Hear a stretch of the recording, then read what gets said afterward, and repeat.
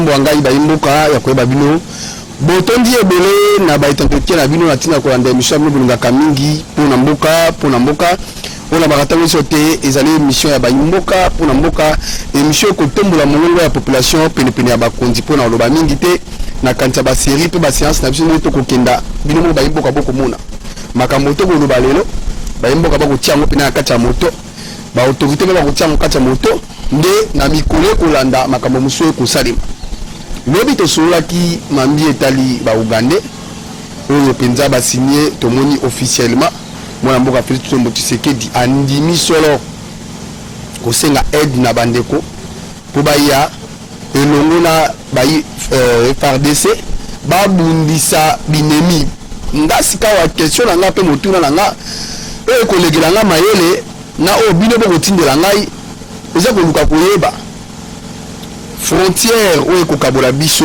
RDC Rwanda ba dongolo miso wana ba ko uta wapi baze esikani est-ce que ezali mabe Félix Tshisekedi asila kokuwa bato oyo tozoko biso to lobite bazali ba dongolo miso ba mboka ba paya wana ba dongolo miso contre biso bon est-ce que ezali mabe kokuwa bato wana na mpo tozoko kanisa te bango baza badongolo miso mais baza na biso elongo po to meka kosala bitumba na bato bakobundisa biso ezali mabe est-ce que bato wana kokota na bango na kati ya mboka na biso Lumba République démocratique du Congo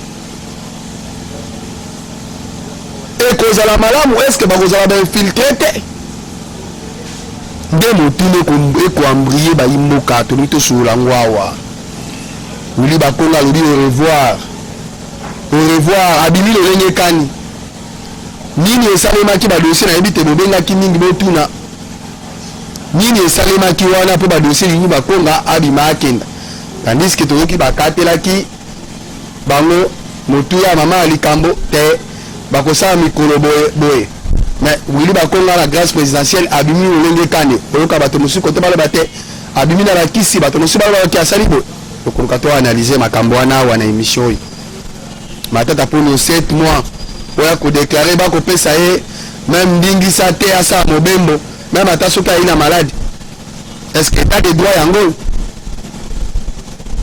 est-ce que ezala ba document ko senga matata pour ya remplir oyo te ba ko sa be mibembo na ye po ko ya na ye ko ba bosolo pe na bosembo no sote na ba etando ke to okata ba kite na ye ko faire face na justice mais justice matata pour na ye ko sala yango face et comme il passe à moi mobembo comme il camp to ko sur yango na kati émission 11 030 poissons tonnes ya ba poisson et na Lumba République démocratique du Congo plus précisément ko le baté na ville province ya Kinshasa pour na ba habitat ya Kinshasa ba sabon kolia na o etali ba fête mais ngala kanisi te tozali 15 millions d'habitants na ville province ya Kinshasa est-ce que 11 030 tonnes ya bambisi wana nani akolia nani akotikala toyeba makambo musu to kosala to komekana ko analyser moyo mboka eme Chibangu ndeko na nga tango nyonso pokolowa bondeko ezali moteo kozala na tango nyonso tango likambo ezali ndeko yaka na komaniola yaka na koyisa baimboka na oyo yebi merci na boye ina onon na émission mokolo lelo malgré te prometaki baimboka te to kozala na yo jeudi mais oyaka te mais on respecter lelo ko ya lisusu kozonga pour ba répondre bana mboka oui ndeko madilumbo te na sepeli mingi ndongo bengai oyebi ke to prometaki bana mboka ba téléspectateurs ya émission pour na mboka qu'il fallait nazonga lisusu moi empêchement moi misala et ça là que nazonga te mais au moins lelo nandimi ko ya ko répondre na invitation na yo donc ebsenga bozala ki ebele je vous dis un grand merci bozala ki ebele ya kobenga ndeko madilu on a osenga nazonga lisusu bongo to ba ko commenter actualité politique ndenge to kosala ngo lelo donc un grand merci à vous fidèles téléspectateurs et puis un grand merci Ndeko Madilu donc je suis là pour vous baimboka rappeler bino boy bataille sote na ebisaka bino mo mboka eme Chibangu azali bongo chef de travaux na l'IEC Gombe ko bapete azali molakisi azali cadre ya IDPS pe membre ya Union Sacrée onga na koloba te bato lelo bakobenga o Union Salé, Union Bololo, Union nini yango ya azali mwana mboka Emechi Bangu ba mboka baza déranger makasi na mikolo nyonso oyo moto tofinga tobanda kofinga ndoki tokoboma Kagame se tokangi awa tona korapela Gabriel Mokia soko kolanda na ngonga ye na koyebisa ote za deuxième jour ya Kagame azali awa na ngomba République démocratique du Congo na kozana mona sim na yo na makambo oyo loba ndoki tokoboma tokosala boye lelo Kagame azali awa akoyingela na ngomba République démocratique du Congo ngambo epai tomonaki major Mbala porte-parole ya FRDC le général Mbala akendaki bongo na Uganda pona kosola na collègue na ye pona kosola na mambi etali sécurité ya mboka après to komona sika ba ko officialiser biso ko lobate groupe ya ba force armée ya Uganda et sangani na bayi ya FRDC o ba ko défendre drapeau ya mboka balobi te basangana elongo po abundisa badongolo miso na lingi na yeba badongolo miso yango oyo biso na yo toyebi to banda epoka Kabila koloba te ngambo wana nde bato bakobundisa biso siko badongolo miso oyo tokokende kokunda kobundana bango sikao eza banani ndeko Madilo yebi depuis un certain temps saliba ne ebele à Defnalu basana est ya République démocratique du Congo notamment na Beni ba koboma bandeko ebele kuna et ça le kambalelo te donc il y a une sécurité makasi na Ituri comme na Beni et Umeli et ça biloko ndeko président Tshisekedi aye kokuta oh yé pas na souci ya kosilisa bakambo ko passer na est na limite débat na biso tourner autour ya biso to ndalo ka ba Uganda ba luka biso il y a pas très longtemps ici tu assistaki na ba bombardement na Uganda kuna batu bakufaki pe le gouvernement ougandais a un intérêt ya koluka ko anéantir ba ADF wana po bakomi maintenant ko s'attaquer na Uganda et ko s'attaquer na Uganda wana to mémoire na biso za mkusete et ça dit na ndenge bakomi na moins impossibilité presque ya coopérer na est ya Congo moto ça makasi likolo ya état de siège ils ont empêché bango ba opérer ba bomane ba na roboma liboso au moins même en termes d'intensité ndenge ezalaka na période ya ndeko Kabila acha okende omona ke batuere ezalaki mikolo nyonso mais soko tel lelo oyo eza lisusu lekate ekosalema nango batuere ekosalema mais et comme na moi manière moko un peu moins ralenti ça ralenti au fait et c'est comme ça omona bandeko wana bakomi pe kokende ko frapper na Uganda na période ya ndeko Kabila omona bandeko ko frapper na RDC bana kende Uganda te. C'est ainsi que le gouvernement ougandais a estimé bon que yépe na nenge na ye il faut combattre bango ndeko Madilu faut oyeba ke na monde oyo soki eza na pays moko ou bien eza na ba pays mibale oyo baza na intérêt ya ko neutraliser ADF na lu eza ka mibale eza RDC na Uganda bango nde baza na intérêt ya ko neutraliser bango eza na pays mosusu te. C'est ça qui fait que le gouvernement qui ougandais a estimé bon à s'associer na FRDC pour neutraliser ba Ougandais parce que tant ba Ougandais ba ADF na lu ceux qui basali crime na RDC ba landi bango bakima na Uganda ceux qui basali na Uganda bakima na RDC donc il est tout à fait logique que ces deux pays ba mutualiser ba effort na bango pour neutraliser ba force aux négatives ou ça semer ba insécurité de part et d'autre. Donc moi personnellement na moni mabete que FRDC basanga na Uganda pour neutraliser ADF nalu na koyebisa que ba député à est mini majorité na bango baza pour na solution wana et niveau même il y a commission de défense il y a assemblée nationale tant ba aussi l'évaluation à état de siège bango peut ba proposer qui yango comme moko ya ba piste ya solution au président a trouvé bon faut exploiter yango le plus important pour nous et ça que est wana place insécurité zali ici là bandeko est ba okufa mingi bandeko est wana ba koma quand même na sécurité lokola biso awa donc eza pona intérêt il y a peuple na biso eza pona intérêt il y a peuple ougandais donc moi personnellement je ne vois pas de problème. Merci Mboka. Est-ce que lelo yo na évité tant que sur la makambo tali mboka na évité ce qui penda to kanisaka solo te tant que koloba tozali na bayimboko bazali de partout bisika nyonso bakotala biso na bokebi ya ona lobaka tango nyonso tant tozo sula to kanisaka te tozali liboso ya bana mboka mwana mboka Aimé Chibangu soki nazonga sima 2014 ezaka mama likambo na Joseph Kabila Kabange ameka ko neutraliser ba IM23 na 2011 pe koyeba te complicité moko ezalaka na ba IM23 kuna na mboka Uganda.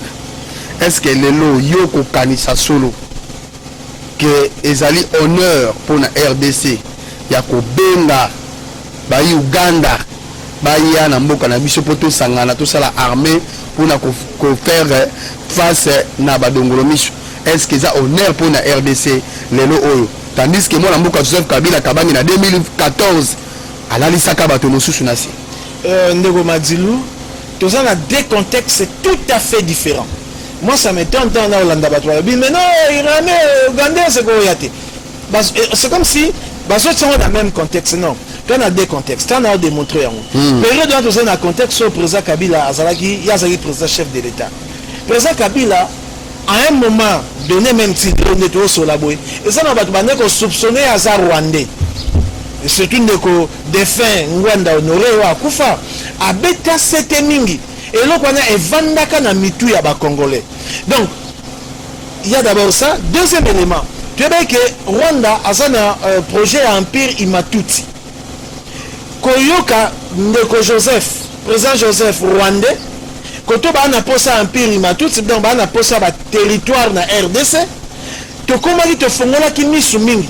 Donc action na enyos to bande ko landela yango. Ah ya za Rwandais. Peut-être on a teka mabele na biso.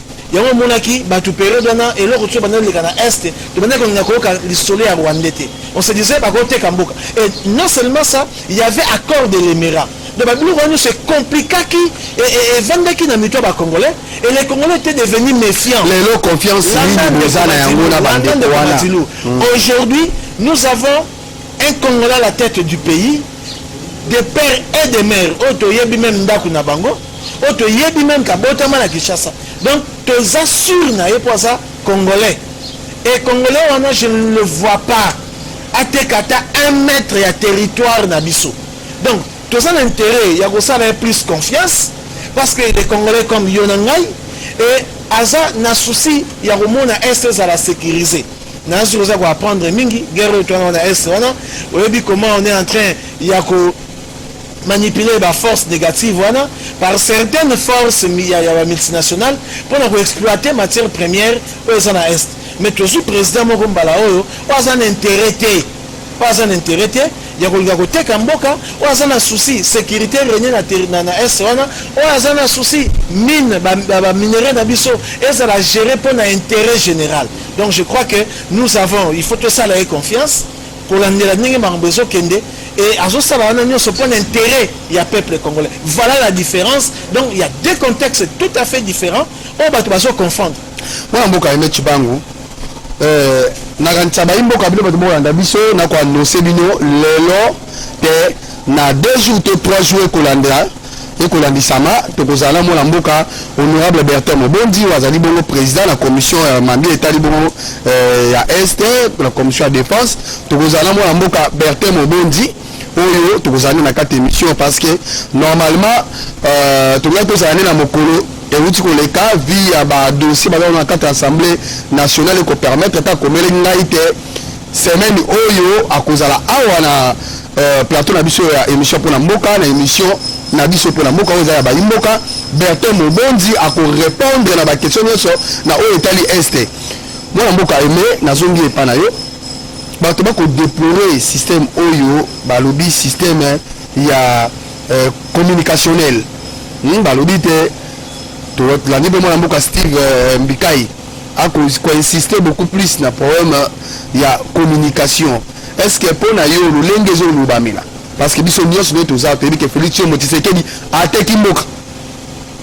Mais tant yo ki problème oyo bandeko ba ko luba o mona dia na musika na miso akawele ko lubate c'est un problème communicationnel yo ko lubani.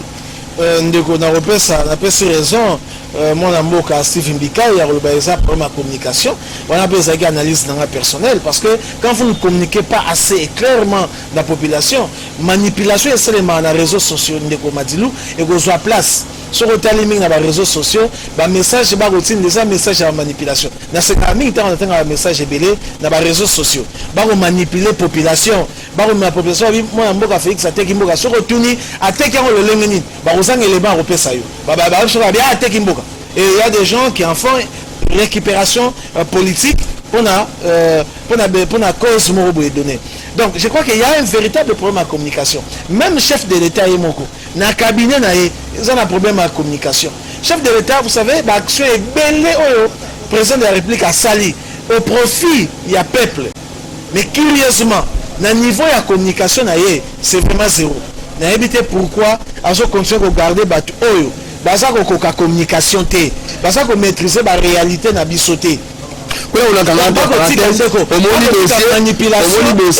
dossier oyo ko continuer ya moi mboka na yebi kizala ngo dossier bana tokuki pina ko aborder té mais kaka na cadre etali communication hein na tuzomona Félix Tshisekedi bon et tout vrai que ezala ngo likama mabete po de mona bato sur la piscine to mona ba makro ba sur la piscine to moni ndeko na biso Mobutu kondo ya tika biso voilà qui moko ya mokonzi na engumba république ya Zaïre oyo avec kosukola pe na piscine boni tele no ekoki kozala pe Félix Tshisekedi azo sukola la piscine est-ce que likambo yali wapi kosukola na piscine c'est un problème mais tout la night le bande comme ça atali saki na mona pe na moi ba vidéo que ça a soloté ce que ça a soloté service à communication à chef de l'État bah ça va qui va prendre quoi ça la démenti de fois que tu as un tamboliti na ba réseaux sociaux si manango ba tu ka bango moko na ndenge na bango ba ko ça la démenti non il faut service à communication ça la actif ndeko ça na ba tu mususu na moko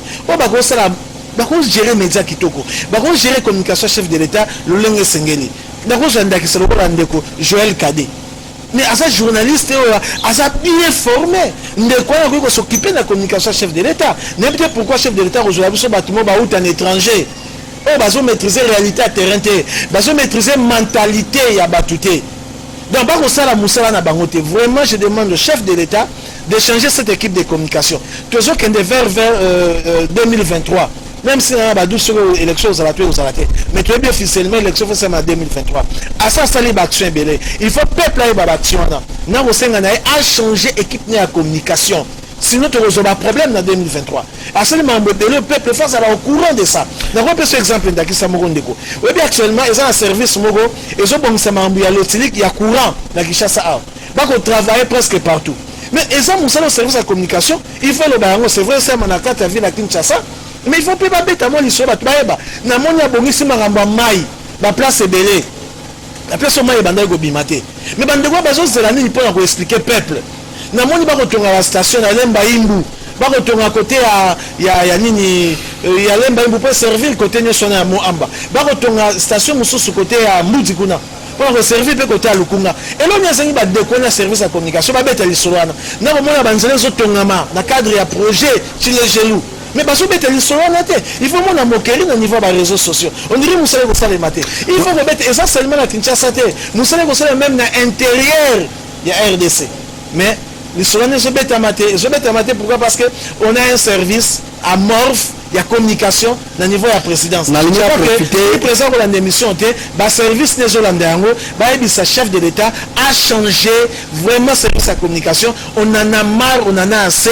Et on continue à morpher jusqu'à ce point-là. Merci, mon amour Kaïmé. On a profité directement dans le cambo de la communication. On peut causer un problème à les médias, Pandisango, il y a une République démocratique du Congo. On va cause peut-être intoxiqué ou pas. Na mboka bapaya solo ya détournement ou ya moi la mboka Joseph Kabila Kabange ou le lo comme celui journaliste mo ou pas le vérité ya yebi ba le bité aux amotation le pakala mais jusqu'à preuve du contraire le lo kolobate Gilles Alingete a outi ko dénoncer a outi ko loba makamono so atie makamono sur la lumière selon Gilles Alingete o matonyo solo lo ngumba République démocratique du Congo bazana confiance na ye na mambi etali misolo ya mboka amanye ya le bité misolo ya BG Fibank mbongo elongwaki na BCDC na banque na biso ya mboka oyo ekotaki bongo na BGF Bank tango bameki kolandela misolo wana bamoni te misolo wana na ba action na yango BGF Bank akosala na ba action na misolo oyo ya asaki bongo kozwa bamoni ata trace moko te ya misolo na ngambo kote ya égal plus loin encore mwana mboka Gilles Alingete a précisé le te makambo ya Kabila na makambo ya détournement oyo bakobeta masolo ya BGF Bank ezali ata na rapport moko te mais tomoni na bamédia na biso bato mosusu bakomi kokoma bikoma na bafacebook ko batemona mboka Joseph Kabila batia ye na justice balandela ye basala boye mais moto oyo biso topesi confiance apesi biso badetail mais ngambo ya bapaya communicationnellement bapesi ye babiloko na ndenge na bango yo kojuge makambo wana nyonso lolenge kani ndeko je crois que na mboka na biso toza na justice il revient na justice wana à exploiter l'enquête oyo bamédia wana internationaux basalaki sur BGF Bank tolandi mwana mboka Gilles Alingete oyo na babaki na yo koyoka makambo oyo oleka na BGF Bank ekamisa biso te parce que eza makambo mingi oyo toyoki awa na IGF a dénoncé moi qui moyibi mingi oyo esalemaki na régime oyo tikoleka mais IGF soki otali malamu omona BGF Bank a couvrir eloko moko c'est pourquoi il y a retravaillé sur base ya baélément probant oyo yaza nango na maboko. Donc, dans cette histoire-là, BGF Bank n'est pas expliqué. Il y a un autre la justice, c'est ça la moussala nango, et quand elle est et l'andela pour nous repérer sa biso d'informations sûres autour de cette affaire-là. Donc, voilà, et à point de vue, Ndeko Gilles Alingete, on peut tous en confiance, on va moussala malamu, grâce à contrôle basé pour exercer, finances publiques, ça très bien géré pour le moment. Et à Baxé, le mot à lobby, scandale to vivre na régime oyo tikoleka mpona mambambongo tokovivre yango te na régime ya Félix Tshisekedi Tshilombo. Pourquoi? Parce que élément contrôle eza mis en exergue, élément contrôle eza pongo exploité naloba yango chaque fois même liboso ya bétidia na ngai pour que finance na biso finance publique ya mboka ezala bien géré il faut un accent particulier sur le contrôle. Et contrôler ça va éjecter. Nous avons un peu cours de comptes. Il faut cours de comptes et entrer en musique toujours dans mon état contrôle. Et nous allons voir dans les jours à venir au moment que même le niveau de la recette nabiso et comme matamingi celui qui contrôle les alités. Les gens peuvent se permettre n'importe quoi comme nous l'avons vécu dans le régime où les cas.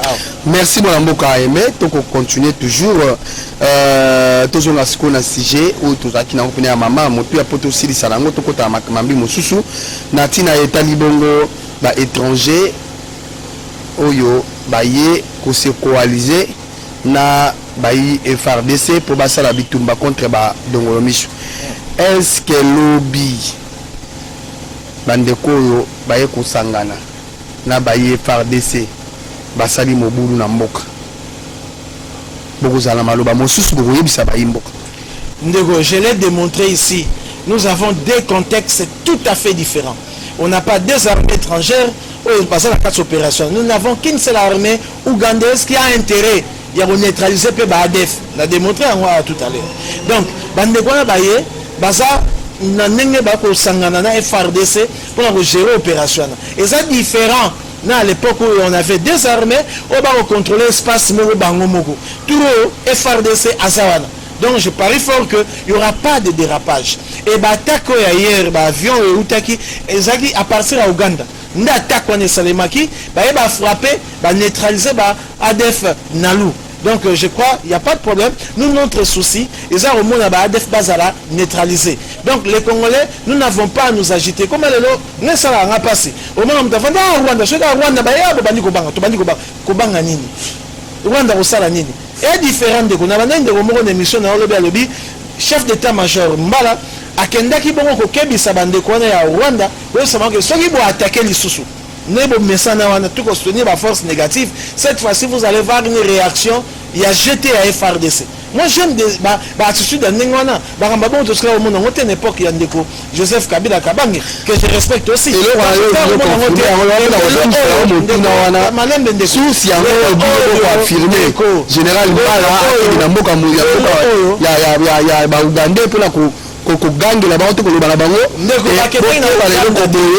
ndeko wana lobi bakende na Rwanda so lingo tuna source tuna na banza na cité donc na lobi makambo en l'air te alekaki pe na émission na yo c'est na au cours de l'émission na yo nde falo tuna ye ndeko makambo zo sangai oziango wapi et ça ngate mfuna ye peso source wana parce que nazaki na émission na te na interview qui était ngate na nimaki émission yo ndo nimaki émission donc oyamba ye lisusu otuni lobi ndeko source ya information na yo e utaki wapi. Voilà. Merci Mwanamboka. Toujours continuer. Les Cambote anissé Royoka. Là il faudrait ba source wana. Le général Mbala akendaki ko gangela. Akendaki ko avertir. Voilà. Na lisolo. Akendaki ko avertir na lisolo. Donc ceux qui makambo ko continuer to ko konto na bino awa na République démocratique du Congo il faut la légal hein. Donc koloba. Ce qui est le Cambois bongo, ce qui est solo za bongo, na ko to za la sija ko féliciter, hein, to za la sija ko féliciter na ko zonga sika et pas na mo na mboka. Contexte est changé, to confondre sous contexte c'était. OK. Donc kolobate tina ya ba Rwandais ko kota awa, il faut la légal. Légal. Malamu mingi. To sauter dans le page wana pour ana kata mboka la biso tala makambo za ka kebele. Kama makambo tango no soko bakisama ekoto ndaka kamena sinele bino na sijo ngana tiki sikao tokozala na mwana mboka Bertin Mobondi awa na émission yo retourne ndeko Bertin yenda kozala mieux placé pour expliquer biso makambo yo penza na mozindo nyonso. OK mwana mboka Aimé na kamba bloc ba ba kotika te bloc alobi atika te bitumbo yo to komona bango na se ambula bazu ba bombe lacrymogène na se ambula ba gaz subenga ngo ba gaz lacrymogène balu ba kotika te kadima ndeko Félix Tshilombo Tshisekedi il faut longwa c'est ni faut tikala c'est ni commission électorale nationale indépendante kuna pe bayi ya présidence bayi ya pouvoir bayi union sacrée balobi kadima ou rien mwana mboka tokenda wapi ndeko na banza bandeko wana ya bloc patriotique ndingo koloba d'abord ngana okela bloc wana Sony komona ndeko Martin Fayulu kosangana na bandeko ya FCC komona bandeko ya catholique laïque bakosangana na bango alors que c'est sous mandat na bango ndeko Rossi Chimanga baboma Thérèse Kapangala c'est sous mandat na bango to assistant na ba fausse commune mambo belebele c'est sous mandat na bango to koyoka mambo scandale ya mambo ba carte visa ozaki connecté na trésor public sous mandat na bango détournement le baté o pe ndeko Martin Fayulu a dénoncé ça ndeko Mosito a dénoncé ça mais curieusement basali coalition na ko la coalition ana Sony makasi donc ngana sepela kutu ndeko Fayulu asa la liste na yeye moko sans ko coaliser na bato bazaki ba bourreau na biso hier mais malheureusement suite à moi immaturité politique suite à incohérence politique ndeko asangani quand même na bango parfois au moins même na yemo wa Sony pour même attendre la marche na bango parce que Sony pas à na bango parce que comme on a nesi ndeko papa marche VIP nous avons ça marche à remela d'Opel donc c'est quand même que grâce à la lacrymogène aux salatés ndeko Tshisekedi ya sa démocrate donc pas quoi marche sili d'avant na sanzete bango ba remela masanga papa ouais tu rebenga vraiment marche je crois que ndeko Fayulu aza muta maele ako réfléchir ako mona ba faille wana ngana ko senga ye asala marche na yeka yemoko ezala décider moi mukie ndeko muziki oyo na yebo baake asa na leso ko pesa bisote parce que ce mona ki dans le premier ministre nenga Geraki donc ye na yebite zaka courage na yebite ce que ça drogue ou quoi ou ba whisky ti ya lo ba bloka lo ba parce que ye vraiment il doit se taire aska ndeko Fayulu amener liste yemoko population ko landa et donc dans le baron mingi ndeko Madilu na sa prêt ko ndeko Fayulu kena ko ndeko Mosito na mo anesi aya ko bebisa komba ya ndeko Mosito pe na mutu mususu lisanga bonganga ye to mo na la point de presse donc mo na ya so près na mona te ba militant na ye na te passer pe ça la wapi n'était ndeko Fayulu comment sangana na bato baza na ménopause politique ya lolenge wana mais na répondre à quand même ba bongo te baza ba leader d'opinion quand même pas de sangate ya to arrêter to yebi réalité malembe mo mboka malembe to yebi réalité ngana yo ya musala ya muzitu toyebi muzitu asaki musala ya mulango aza quand même leader de masse toyebi sanga bonganga azala mbala plusieurs fois ministre ya gestion ozoloba makambo wana okoboya muzitu okoboya lisanga bonga okoboya na émission moko particulière na kodémontrer comment mutu ndeko lokola muzitu il faut se taire ya kopesa mutu leçon te na mboka oyo nazongi na motuna na bandeko basalaki marche samedi nesko loka pour moi même nzamba za d'accord na bango te mbule bandi banda 4 heures si marche salemi te namoni ndeko moko ya PPRD wana avant na landaki na vidéo azolela bozanga bibuya na marche ko donc natanga bien nzambe soki nzamba tiki bino voilà ce que ça donne. Et batololeki nsambizaka parti politique ne message bango ya bino ila ekolekelanga kaka maloba ya bino ntango bozoloba ke zamba tiki bango ntango bino boloba ke zamba tiki bango bango mpe bino baloba te pouvoir koza yango ya nzambe te yango makambo nyonso bino bokutana yango soki tokoyoka nani mwana mboka biso tokutana eloko te biso na baction tosali na yebisa bapromese eleki mingi ndeko mazilu na yebisa benga ngai tobanda kosala analyse bila ya ndeko Félix Tshisekedi tokende nana ndeko tokende balobele musala mokie mazilu na ya nzambe te ndeko bino mpe kuna bokozomisa baza ya nzambe registre toza wapi ndeko nayi tosala diko kalani te tokende domaine par domaine, domaine politique, domaine économique, domaine social, domaine culturel. Nous avons démontré que Félix Tshisekedi Tshilombo a sali ebele na temps muke malgré difficulté, malgré Covid, a sali ebele. Donc on est une nation na motuna na yo, bande ko na bloc patriotique et le ba luka tozoye ba lisusu te. Ba heureusement bande ko Senko ba comprendre que non de Kadzi Mazali il faut tout évoluer. Bah, présenter qui me montre d'abord un chef de l'État, je crois qu'il va en tenir compte et à tracer et ça continue. Quand on a dépolitisation, il y a mais on a la tête à Sénin de Kokadima. Papa, à ça, ta société civile, Ndeko Félix, c'est un qui est en ordonnance. Bah, un qui est arrêté mon côté. À ça, émanation, il y a société civile. À ça, on a la tête, il y a Sénin. Bah, au lobby qui a Zaline Ndeko Tshisekedi. Preuve exacte si le même bande quoi Senko ba il se ba lobby ba bazana ba information si le toza ba information te nega ezala na période d'élection o toza na ba résultat to mona ta preuve mon côté même ata ndambo ata moi likolo to ska o mona ngote ata ba propos oyo et même ba tuna manipulation oyo mema ba manipuler population ndenge mo nende ko kadima na ndeki ndeko mo ba lobby ndeko Albert Moleka o teri bisonyo so ndenga longwa IDPS. On n'a rien de bon ne peut sortir de sa bouche. Moi à sa place on a eu golobake ndeko Kadima Mazaï ce membre IDPS n'enga na ba preuve na tia on a message comme ça ba tout ba tala bien na ndeko golobesa solo donc yeto ebi contexte ninyo ya longwa ki IDPS et mutu ya nenge wana ne vous attendez pas que na mourone ero malamu eko binda pour le régime en place alors musaka mamba lokuta nenga ote ko sala récemment tozala mo mboka Albert Moleka senga ba preuve nazo communiquer bino déjà tozala mo mboka lobby Albert Moleka awa na émission pour mboka pour na kozwa lisusu ba information ya mozindo lisusu koleka oza émission ba mboka etomboka mongo population pene ya bakonzi mo na mboka aimé baimboka bakolanda na bokebi nyonso kuna dia bakoselebisa ngonga boyebi ke tanto banda makambo ata tolubi basujet mingi to continuer soki tozwi sujet comme mboka eleki makambo ebele mingi bomwa makambo mosusu bokende yango ntina suka te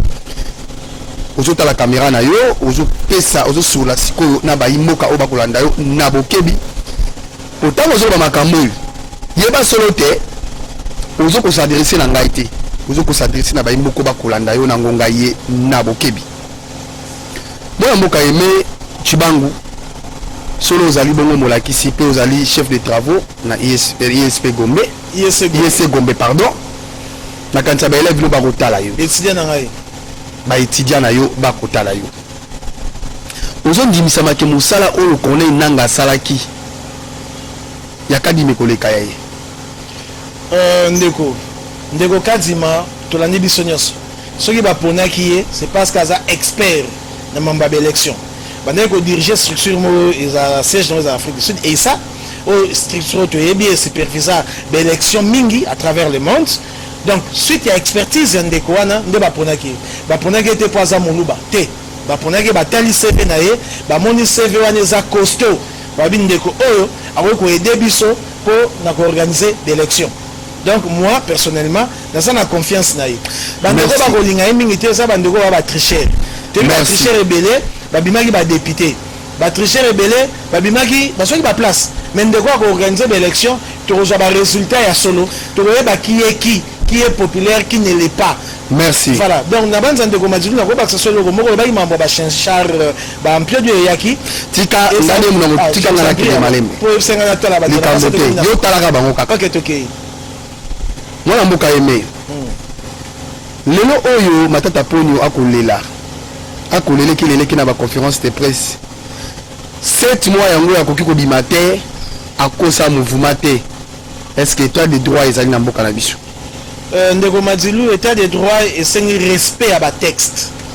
Ndeko matata ponyo azalaka à l'étranger. Tant je sais c'est pas ko sola na ye. Ko tuna ye mituna autour ya mamboleka na bukanga lonzo. Ayebisaki biso alobi nazozonga na RDC pour affronter la justice de mon pays. Azala na kimia ayebisa biso parce que ça logique te. To sali projet, to bimisi ba millions de dollars. Projet est simbité. Il faut qu'il y ait quand même un responsable. A expliqué justice pourquoi projet est simbité. N'a évité pourquoi ils ont paniqué. Tout le monde va te bérer bakimi. Ndego mona mboka kika bin karubi. Ba citoyen na dossier ya ba carte visa. Tout le monde ndego na akimi. To la ndego atuma tu bwana yepa kimaki. Yebe to tsikele so bima. Non. Azala na kimia akobima na ye mais akenena ko expliquer na justice. Et d'ailleurs moi à sa place je serais très heureux il y a continuer à affronter justice pour que finalement justice soit là elle l'avait ngai et réhabiliter ngai ba soupçon ya détournement ya kimoyibi ozo peser sur ngai et longwa. Alors nous avons montré pourquoi il est en train de paniquer, de s'agiter, comme ça la conférence de presse, non de kozala kimia, aucun ne peut sa justification na yo na liboso ya juge naturel na yo. Donc ko paniquer te, ko influencer biso pété na ko organiser la conférence de presse là parce que biso te ko croire yo kaka soli justice a démontré que oza innocent. To kozonga to sa l'émission to ko kumisa yo, to ba kinom de kwana jiraki malamu ba ko sala ge makam. Moi mboka aimé 11 030 tonnes ya piodi et na ngumba ya République démocratique du Congo, plus précisément na ville province ya Kinshasa. Pour na 15 millions d'habitants na ville province ya Kinshasa balobete ba imboka ba seringeli ko consommer yango ondimisa misoro te batonyo so ba ko kolia bile yona o lelo boko beta tangwa. Oui, ndeko Madilu na corriger ça 1130 tonnes et utaki Namibie ezali ba mpio dio ezali 11 000 za milité ezali 11 000 pas de problème mais en réalité c'est la 27 000 tonnes. C'est la 27 000 tonnes. Oui, comme 11 000 tonnes. Pas de problème, monsieur c'est ça dans le Goya. Donc c'est la 27 000 tonnes. Au gouvernement, je connais ça mesure conjoncturelle. C'est une mesure à très court terme, ok? Mais ce que moi je demande, il faut une mesure structurelle. C'est-à-dire que le gouvernement va mettre en place des stratégies pour inciter surtout les privés, va monter une entreprise qui s'occuper de la pêche. La fleuve, le lac Nabiso même la fleuve, Mbis Zali et Belé. Donc je crois que ce gouvernement a créé des externalités, c'est-à-dire à si l'entreprise ou un avantage, on va bénéficier pour réduire le coût de production à Bango.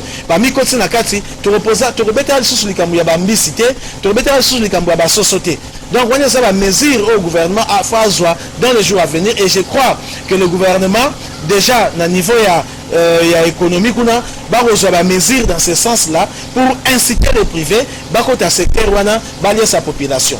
Ndeko tulanda ibisonyo so ministre de l'économie azalaki kuna na Namibie atalisi atalaki obi mais prix ya carton il faut dépasser même pas $10 out. Vous comprenez? Mais il y a des opérateurs économiques au bas aux bénéfices au-delà à 100% alors que la loi exige seulement 20% à marge bénéficiaire. C'est comme ça que le gouvernement dit bon à court terme n'a jamais mesure conjoncturelle pour n'a souffrir tant soit peu besoin de la population.